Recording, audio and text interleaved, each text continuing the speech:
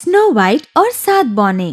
किसी जमाने में एक बहुत सुंदर राजकुमारी थी। वो इतनी गोरी थी कि उसका नाम स्नो वाइट रखा गया। स्नो वाइट की सौतेली माँ रानी एल्सा बहुत ही दुष्ट थी। वो स्नो वाइट के साथ बहुत बुरा व्यवहार करती थी। रानी के पास एक आईना था। रोज सुबह रानी उस आईने में देखकर आईने से पूछती थी, आईने आईने ये बता, सबसे सुंदर कौन है भला? तुम दुष्ट हो, लेकिन सबसे सुंदर तो तुम ही हो मेरी रानी।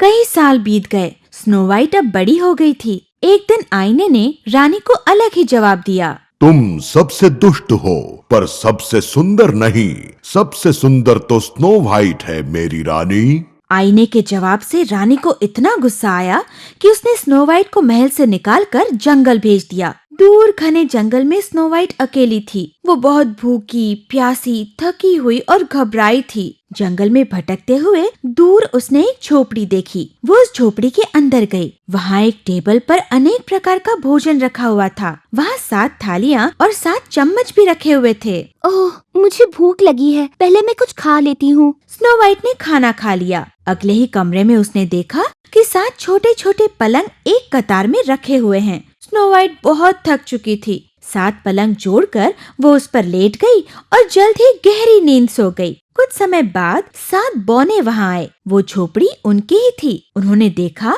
कि स्नो वाइट वहाँ पर सो रही है। कौन हो तुम? मेरा नाम स्नो वाइट है। मेरी सौतेली माँ ने मुझे घने जंगल में छोड़ दिया। अच्छा, तो वो तुम हो जिसने हमारा खाना खाया। मुझसे गलती हो गई, मुझे माफ कर दो। बौनों ने देखा कि स्नो वाइट तो बहुत अच्छी और दयालु लड़की है, इसीलिए उन्होंने उसे मदद करने का वचन दिया। वहाँ राजमहल में आईने आईने ये बता, सबसे सुंदर कौन है भला?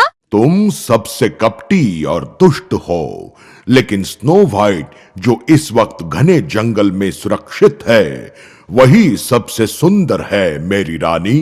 नहीं, मैं उसे मार डालूंगी। रानी ने अपना रूप बदलकर एक विक्रेता औरत का रूप धारण किया और फिर एक जहर भरी कंघी लेकर वो स्नो वाइट से मिलने गई। ओह लड़की, कितने सुंदर बाल है तुम्हारे। ये लो, ये कंघी तुम्हारे बालों के लिए। जैसे ही स्नो वाइट ने उस कंघी से अपने बाल संवारे, वो गहरी नींद सो गई। जब बौने घर लौट आए, उन्होंने देखा कि स्नो वाइट तो गहरी नींद में है। ये दुष्ट रानी का ही काम लगता है। इस कंघी को तो देखो।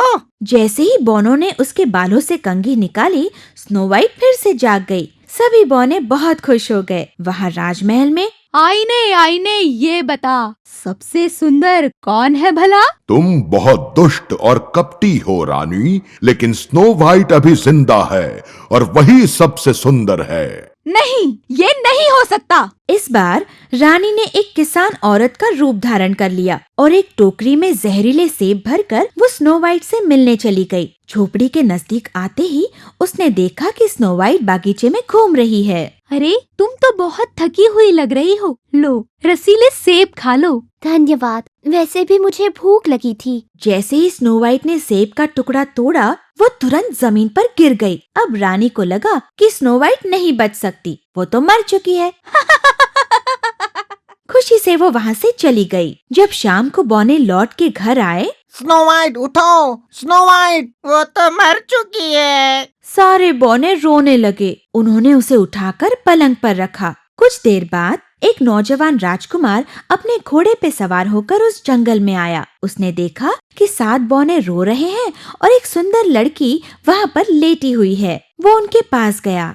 वाह, कितनी सुंदर है ये। स्नो वाइट को देखते ही राजकुमार को उससे प्यार हो गया। ये सुंदर लड़की है कौन? बौनों ने राजकुमार को सारी कथा बताई। नीचे झुककर राजकुमार ने स्नो वाइट के गालों पर चुंबन लिया। जैसे ही उसने ऐसा किया, स्नो वाइट अचानक जाग गई और जोर जोर से खांसने लगी। खांसते खांसते सेब का एक छोटा सा टुकड़ा उसके मुंह से बाहर आया। क्या हुआ था मुझे? तुम तो मर चुकी थी, पर अब तुम जीवित हो। स्नो वाइट को बहुत आश्चर्य हुआ। स्नो वाइट, क्या तुम मुझसे शादी करोगी? हाँ, जरूर। बौनों को बहुत खुशी हुई। वे खुशी से नाचने गाने लगे। राजकुमार स्नो वाइट और उन बौनों को अपने राज्य में लेकर गया। वहाँ राजमहल में रानी ने फिर से आईने से पूछा, आईने आईने ये बता, सबसे सुंदर कौन है भला? ओ रानी, तुम तो सुंदर हो, लेकिन राजकुमारी स्नो वाइट तुमसे हमेशा ही सुंदर रहेगी। नहीं!